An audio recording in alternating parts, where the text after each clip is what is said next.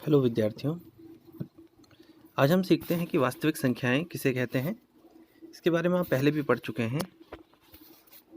देखिए, जैसा कि वास्तविक संख्या ऐसी सभी संख्याएं जिन्हें किसी संख्या के वर्गमूल के रूप में व्यक्त किया जा सके वास्तविक संख्याएं कहलाती हैं।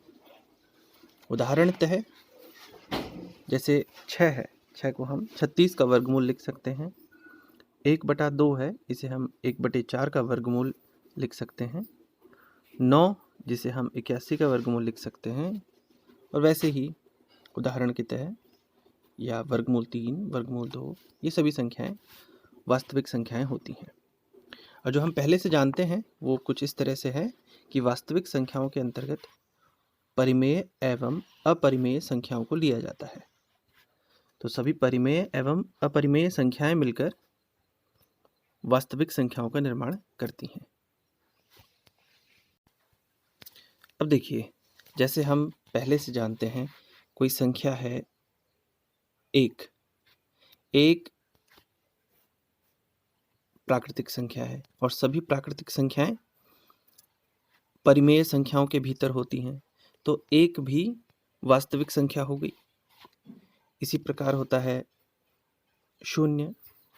शून्य प्राकृतिक नहीं है किंतु पूर्ण संख्या है, लेकिन सभी पूर्ण संख्याएं परिमेय के भीतर होती हैं, सभी परिमेय संख्याओं के अंदर होती हैं, तो यह भी हो जाएगा वास्तविक संख्या। शून्य भी एक परिमेय संख्या, और जैसा हमने आज इसे परिभाषित करने की कोशिश की है, शून्य को हम वर्गमूल शून्य पढ़ सकते हैं, वहीं एक को हम वर्गमूल एक भी पढ़ सकते हैं। इसलिए एक और शून्य दोनों ही वास्तविक संख्याओं के भीतर आ गई। अब देखें, इन सबको अगर हम समझ चुके हैं तो हम कुछ सवालों के जवाब ढूंढते हैं। देखिए किस प्रकार।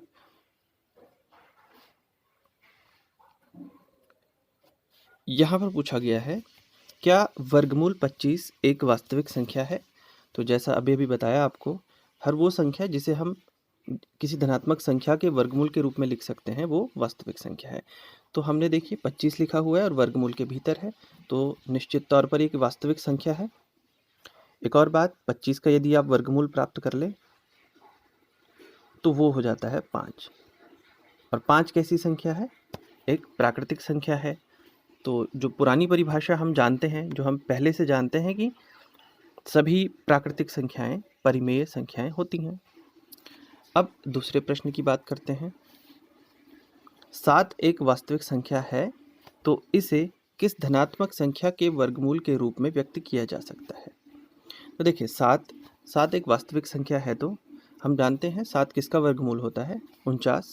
यदि हम 49 का वर्गमूल प्राप्त करें तो हमें मिलेगा 7। तो इसका उत्तर बनेगा हाँ, और 7 को हम 49 के वर्गमूल के रूप में व्यक्त कर सकते हैं। फिर है अगला प्रश्न, 4 वास्तविक संख्याएं लिखिए जिनको हम अपरिमेय संख्या भी कह सकते हैं। अब देखिए, जैसा हमने कहा था कि वास्तविक संख्याओं में परिमेय एवं अपरिमेय दोनों ही संख्याएं सम्मिलित होती हैं। तो हम क्या करेंगे, ऐसी 4 संख्याओं के नाम बताएंगे। तो जैसे पूर्ण वर्ग संख्याएं जो न हो, हम उन्हें लिख देंगे। उदाहरणतः जैसे 2 है और 2 का वर्गमूल ले लिया जाए तो ये एक अपरिमेय संख्या प्राप्त होती है, किंतु यह वास्तविक भी है। इसी प्रकार वर्गमूल 3 लिया जा सकता है। इसी प्रकार वर्गमूल 5 लिया जा सकता है। इसी प्रकार वर्गमूल 6 या वर्गमूल 7 लिया जा सकता है। अब देखिए, आपने ध्यान दिया कि हमने वर्गमूल 4 नहीं कहा। क्यों नहीं कहा? वर्गमूल 4 यदि हम ले लेते हैं तो 4 का वर्गमूल पूरा प्राप्त हो जाएगा 2। 2 एक प्राकृतिक संख्या है और सभी प्राकृतिक संख्याएं परिमेय होती हैं। तो हमने बात की थी इस प्रश्न में कि वो अपरिमेय चाहिए थी हमको, तो हम वर्गमूल 4 को यहाँ नहीं लेंगे जो कि सवाल में पूछा गया है। बिल्कुल इसी प्रकार हम अगला प्रश्न सोचते हैं। इसमें 4 वास्तविक संख्याएं ऐसी लिखनी है हमें जिन्हें हम परिमेय संख्या भी कह सकें। तो अभी जैसा हमने थोड़ा सा डिस्कस किया था, जैसे 4 है, 4 का वर्गमूल ले लेते हैं यानी कि 2। 2 एक ऐसी संख्या है जो कि परिमेय भी है और प्राकृतिक भी है, वास्तविक भी है। ऐसे ही हम ले सकते हैं 5, 6, 0। इस प्रकार से आप अनेक संख्याएं लिख सकते हैं।